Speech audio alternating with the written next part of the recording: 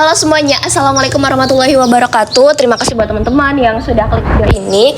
Dan di video kali ini aku mau bahas bocoran soal FR P3K khusus wawancara. Jadi itu nanti akan ada 10 soal yang bakal aku bahas kisi-kisinya, bonus kisi, bocoran langsung dari peserta yang sudah ujian untuk P3K wawancara topiknya. Jadi nanti teman-teman jangan lupa untuk follow Instagram aku, follow TikTok aku, dan bagi teman-teman yang mau beli tryoutnya bisa langsung hubungi WhatsApp aku di situ. Oke, kita mulai untuk pembahasan soal yang pertama. Nah, di sini ada soal seperti ini. Wawan diminta tolong atasannya untuk mengantarkan kiriman barang ke rumah teman atasan Wawan.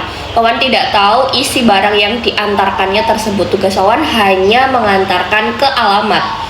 Ketika barang sampai dan dibuka oleh penerima, Wawan dikomplain karena barang yang ia antar ternyata keliru. Bagaimana nih sikap sang Wawan tersebut? Yang A, minta maaf, mendengarkan dan memberitahu ke atasan Wawan jika ada barang yang keliru via telepon. Kemudian yang B, mendengarkan dan memberikan solusi supaya kejadian ini tidak terulang lagi. Kemudian yang D, yang C, mendengarkan dan menjelaskan bahwa Wawan hanya staf yang tugasnya hanya mengantar barang saja. Yang D, mengantarkan saja supaya dia merasa dipahami, setelah itu tidak perlu melakukan apapun. Jangan. Kita lihat ketika ada suatu komplain, berarti bagaimana caranya kita mohon maaf dulu yang pertama. Kemudian karena dia lagi komplain, lagi ngomong, otomatis kita dengarkan. Setelah didengarkan, kita kan cari solusi bagaimana caranya supaya komplain ini tuh tersampaikan dan barangnya itu mungkin bisa diganti ataupun ditukar dengan yang asli kayak gitu. Berarti kita harus memberitahukan ke atasannya, atasan Wawan, jika ada barang yang keliru via telepon. Kalau kita cuma mendengarkan saja, ini skornya 4 ya teman-teman ya. Mendengarkan dan memberikan solusi supaya kejadian ini tidak terulang lagi. Oke, boleh mendengarkan dan menjelaskan bahwa ini skornya 4. Kemudian mendengarkan dan menjelaskan bahwa Wawan hanya staf yang tugasnya hanya mengantar barang saja, skor 3. Mendengarkan saja supaya dia merasa dipahami, ini skornya 1, ini 4, ini 3, ini 2, dan ini 1. Gitu ya teman-teman ya. Oke. Mohon maaf suaranya agak ini bindeng ya. Jadi kita lanjut ke soal nomor 2. Nah, soal nomor 2 di sini ada Rangga baru saja melakukan pelanggaran lalu lintas yang menyebabkan dia itu harus ditilang. Namun saat akan membayar denda tilang sebesar 500.000, uang Rangga tidak cukup. Terlihat uang di dompetnya hanya sebesar 50.000. Dalam kondisi kalut, Rangga menelpon Doni, rekan kerjanya. Rangga meminta bantuan untuk dipinjamkan uang sebesar 500.000. Tapi sebenarnya Doni juga sedang memerlukan uang untuk membayar kamar kosnya yang akan jatuh tempo akhir bulan. Nah, sikapnya Doni ini gimana? Yang meminjamkan uang sebesar 500.000 ke Rangga dan meminta untuk dikembalikan akhir bulan. Oke, boleh. Kemudian yang B, meminjamkan uang namun tidak sebesar nominal yang diminta karena Doni juga terjaga-jaga untuk hal lain. Boleh juga yang C, meminta Rangga meminjam uang ke bank atau koperasi agar tidak membebani orang lain. Kemudian yang D, permasalahan tentang pinjam meminjam memang sangat rumit, harus hati-hati. Ini kurang tepat. Jadi karena di situ kan sedang ada pelanggaran ya, dan di situ dia itu harus bayar denda tilang. Berarti bagaimana caranya kan supaya harus dibayar, supaya dia itu tidak kedepannya tidak melakukan kesalahan lagi. Berarti ya udah kita pinjamkan dulu aja. Nanti kalau misal kita mau bayar, berarti kita harus jelaskan bahwa nanti akhir bulan dia akan bayar kosan kayak gitu. Kemudian kita juga boleh meminjamkan hanya sedikit, kita tidak harus semuanya. Dan yang skor 2 meminjam ke bank ataupun koperasi, dan yang terakhir permasalahan tentang pinjam meminjam. Oke, gampang ya teman-teman ya. Intinya ketika kita memang sedang butuh uang juga dan kita karena ada suatu pelanggaran kan memang harus dibayar. Nah, kita sebagai rekannya itu gimana? Harus ada sifatnya empatikan, peduli kepada teman kita kayak gitu ya. Oke, lanjut ke soal nomor 3. Nah, di sini soal nomor 3, Andi dan unit kerjanya ini mendapatkan pimpinan baru. Ternyata beliau adalah teman lama Adit saat sekolah dulu yang prestasinya tidak begitu baik. Dalam perjalanannya, Adit itu sering dimintai bantuan oleh pemimpin baru tersebut untuk mengerjakan tugas tambahan dan terkadang sering menanyakan hal-hal yang sudah seharusnya menjadi tugas pimpinan. Sikapnya Adit ini gimana? Yang A, meminta kesediaan pimpinan baru untuk menunggu sampai kesibukannya berkurang. Kurang tepat ya. Yang B, mempersilahkan pimpinan baru untuk mengamati pekerjaan yang dilakukan dan tetap menjelaskannya. Oke, boleh. Yang C, tetap menyelesaikan tugas-tugasnya karena ia yakin pimpinan telah menguasai segalanya. Di sini pimpinan baru ya, berarti kurang tepat. Yang D, mempersilahkan pimpinan baru untuk menanyakan hal-hal yang kurang jelas. Oke, boleh. Jadi karena dia itu seorang pimpinan baru, mungkin yang bisa kita lakukan adalah mempersilahkan pimpinan baru mengamati dulu pekerjaan yang dilakukan, kemudian kita juga bersedia untuk menjelaskan. Skor 3, mempersilahkan pimpinan baru untuk menanyakan hal-hal yang kurang jelas. Kemudian skor 2, meminta kesediaan pimpinan baru untuk menunggu. Dan skor 1, tetap menyelesaikan tugas-tugas kita karena ia yakin pimpinan telah menguasai segalanya. Oke, gampang ya teman-teman ya. Intinya karena dia itu seorang pimpinan baru memang masih butuh arahan, dan mungkin karena kita di situ sudah lama bekerja, otomatis kan kita juga sudah menguasai kan di daerah situ, kemudian area situ, otomatis kita harus bisa membantu pimpinan kita gitu ya.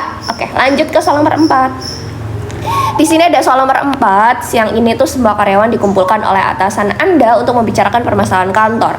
Kemudian pada saat Anda diminta atasan, Anda memberikan tanggapan terhadap sebuah permasalahan yang ada di kantor Anda tersebut. Tiba-tiba rekan kerja Anda menyanggah penjelasan Anda pada saat Anda bicara. Menurut kita itu gimana nih? Yang A, wajar saja karena dalam diskusi komunikasi itu harus berlangsung dua arah, kurang tepat. Kemudian yang B, mungkin apa yang saya jelaskan barusan itu tidak sesuai dengan gagasannya, namun ini adalah hal yang wajar di dalam sebuah diskusi, boleh juga. Yang C, harusnya dia mendengarkan saya dulu lalu berbicara, boleh juga karena kita harus menghargai pendapat orang lain dulu baru kita menyampaikan aspirasinya. Yang D, seharusnya rekan kerja kita itu bisa angkat tangan dulu jika ingin menyampaikan gagasannya. Nah, ini benar. Yang keempat ini. Kemudian yang C skor 3, kemudian yang skor 2 mungkin, dan skor 1 yang A. Wajar saja karena dalam diskusi komunikasi itu harus langsung dua arah, itu skornya 1. Gampang ya teman-teman ya. Oke, lanjut ke soal nomor 5. Nah, di sini ada soal nomor 5, tingkat kesadaran dan kedewasaan masyarakat dalam kehidupan sehari-hari itu menentukan proses terwujudnya masyarakat yang beradab, menjunjung tinggi nilai-nilai kemanusiaan, masyarakat demokratis serta maju dan menguasai ilmu pengetahuan dan teknologi. Untuk mempercepat proses perwujudan proses masyarakat tersebut, yang Anda lakukan apa? Yang A, memiliki kepercayaan diri yang tinggi dalam berkarya dan berinovasi. Oke, boleh. Yang B, menuntut adanya keseimbangan antara kewajiban dan hak, jangan, kurang tepat. Kemudian yang C, berpendapat secara sopan dan santun, mengedepankan fakta dan solusi, boleh. Yang D, meningkatkan kesejahteraan masyarakat secara menyeluruh dan terpadu, boleh. Jadi di situ kan kita itu dituntut untuk mempercepat perwujudan proses masyarakat yang akan kita lakukan tuh gimana. Berarti ini skornya 1 ya. Kita juga jangan cuma menuntut ya. Apalagi di sini tingkat kesadaran dan kedewasaan masyarakat dalam kehidupan sehari-hari itu menentukan proses terwujudnya masyarakat yang beradab dan menjunjung tinggi nilai-nilai kemanusiaan. Berarti ada hubungannya nih, masyarakat demokratis serta maju dan menguasai ilmu pengetahuan dan teknologi. Meningkatkan kesejahteraan masyarakat secara menyeluruh dan terpadu, ini skornya 2. Berpendapat secara sopan dan santun, mengedepankan fakta dan solusi. Oke, ini skornya 3. Karena dihubungan dengan ilmu pengetahuan dan teknologi, berarti kita harus memiliki kepercayaan diri yang tinggi dalam berkarya dan berinovasi. Ya, ada hubungannya mempercepat perwujudan proses masyarakat yang kita lakukan. Itu, ya. Oke deh. Gampang ya teman-teman ya. Lanjut ke soal nomor 6. Di sini ada soal nomor 6, teman-teman kerja saya melihat saya sering kali berganti-ganti gadget baru. Hal ini saya lakukan karena saya sangat mengikuti perkembangan teknologi yang ada. Tahu juga gadget yang saya beli berasal dari uang saya sendiri. Teman akrab saya menyarankan saya agar membeli apa yang dibutuhkan saja, bukan yang diinginkan. Sikap saya itu gimana? Yang A, bersikap biasa saja karena setiap orang punya preferensi berbeda. Yang B, mempertimbangkan saran sahabat tersebut. Yang C, berpendapat apa yang kita lakukan adalah normal saja karena tidak merugikan orang lain. Kemudian yang dia melaporkan hal ini ke pimpinan karena mengusik privasi orang. Gak usah. Berpendapat apa yang kita lakukan adalah normal saja karena tidak merugikan orang lain, boleh. Bersikap biasa saja, mempertimbangkan karena di situ menurut teman kita itu kita tuh beli bukan yang prioritas kita harus punya, tapi memang itu suatu hal yang berlebihan. Oleh karena itu kita benar pertimbangkan dulu saran dari sahabat kita, ya. Kemudian apa? Berpendapat apa yang kita lakukan adalah normal. Skor 2 bersikap biasa saja, dan skor D itu skornya 1 melaporkan hal ini ke pimpinan karena mengusik privasi orang lain. Gitu ya teman-teman ya, clear? Lanjut ke soal berikutnya. Soal nomor 7. Andi akan ditugaskan oleh atasan untuk menjadi panitia pameran yang akan memperkenalkan produk-produk perusahaan, termasuk menjual beberapa produk untuk melihat respon investor. Pameran tersebut akan diikuti oleh banyak perusahaan yang juga memperkenalkan produk mereka. Ada yang setipe dengan perusahaan Andi dan ada juga yang berbeda. Untuk menarik investor, apa yang akan Andi lakukan? Memperagakan produk yang berkualitas di etalase agar banyak yang tertarik. Ya sebenarnya boleh juga. Kemudian yang B, membuat investor nyaman dengan stand Anda dan menyediakan tempat duduk dan sebagainya, boleh juga. Yang C, bersikap ramah, karena kita suatu pelayanan, gimana cara menarik pembeli? Yang kita lihat itu face kita dulu loh, kita ramah atau enggak terhadap investor yang lewat dan mempersilahkan untuk mampir. Membuat konsep stand pameran yang menarik itu boleh juga, tapi yang kita lihat adalah ramahnya kita, nyamannya kita, produknya kita, baru stand kita. Clear? Oke. Lanjut soal nomor 8. Vio tinggal di sebuah rumah susun di daerah Jakarta. Di sana terdapat banyak sekali tetangga berbeda, latar belakang dan kelas sosial, mulai dari pekerjaan, umur, agama, kultur, dan lainnya.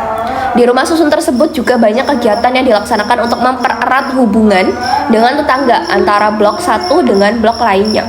Sikap Vio itu gimana? Yang A, menghormati keberagaman budaya dan sosial, kondisi sosial di tempat tinggalnya, benar.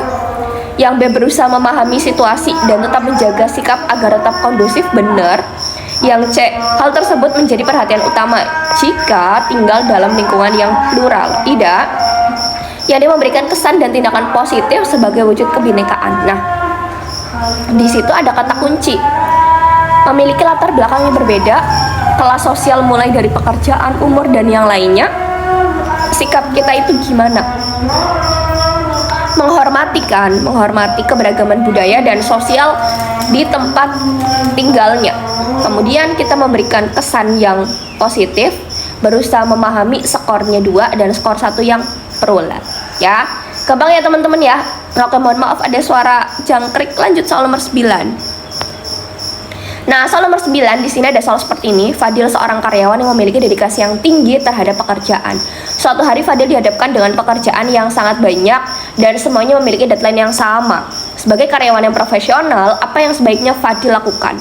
Menyelesaikan pekerjaan sesuai dengan deadline dengan hasil semampunya.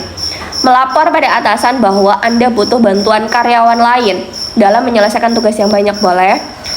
Yang C, memilih lembur karena selain dilihat dari baik oleh pimpinan juga mendapatkan uang tambahan lembur. Jangan mengharap uang tambahan. Yang D, pulang sesuai jadwal dengan meninggalkan pekerjaan di meja. Ini juga kurang profesional. Berarti yang harus kita lakukan adalah lapor dulu pada atasan bahwa kita itu membutuhkan bantuan rekan kerja yang lain supaya pekerjaan itu bisa selesai tepat waktu. Kemudian menyelesaikan pekerjaan sesuai deadline dengan kemampuan semampunya, skor 3, lembur skor 2, dan pulang meninggalkan banyak pekerjaan, skornya 1. Karena kalau misal kayak gitu tuh kita kurang profesional ya. Lanjut nomor 10. Nomor 10, Gia dan rekannya sedang melakukan study tour di Bali dan melakukan kunjungan di tempat wisata pura. Saat sampai di sana, Gia sedang datang bulan sehingga Gia dilarang masuk oleh penjaga tempat tersebut. Hal ini berkaitan dengan aturan dalam budaya dan agama di pura itu sendiri. Sikap Gia itu gimana? Yang A, pergi meninggalkan lokasi tersebut dengan perasaan dongkol. Yang B, meninggalkan lokasi tersebut dan menunggu rekannya di bus hingga rekannya kembali. Yang C, setiap daerah memiliki aturan dan larangan. Mau tidak mau, kita itu harus menghormatinya. Dan yang D, hanya mengambil foto di luar atau di depan pintu masuk pura untuk dokumentasi. Ini PR. Silahkan jawabannya tulis di kolom komentar. Kira-kira jawaban dari teman-teman itu apa? Ya, sehingga nanti aku juga bisa tahu kira-kira jawaban yang benar apa ya. Dan bagi teman-teman yang sudah ujian, tulis dong skornya berapa. Jangan lupa kabarin aku lulus Kak dengan skor di sekian di instansi mana. Dan harapannya itu sebagai motivasi untuk teman-teman yang nonton video-video aku berikutnya. Oke, aku tutup, bye-bye. Assalamualaikum warahmatullahi wabarakatuh. Support channel YouTube aku bisa menjadi channel YouTube yang pertama di Indonesia untuk membantu teman-teman bisa lulus, belajar untuk persiapan ujian P3K, sekolah kedinasan, CPNS, dan instansi lain. Semoga harapannya kita bisa sukses bersama di tahun ini. Aku tutup, bye-bye. Assalamualaikum warahmatullahi wabarakatuh. See you.